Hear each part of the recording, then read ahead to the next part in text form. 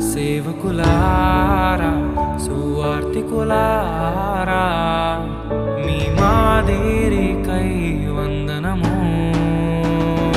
ఉన్నత పనికై మమ్మును పిలచిన దేవా మా కొరకై నీ ప్రాణం అర్పించితివి. నీలో నిలచి ఉండుటే మా భాగ్యము. నీ కొరకై జీవించెదము. సేవకులారా సువార్తికులారా యేసయ్య కోరుకు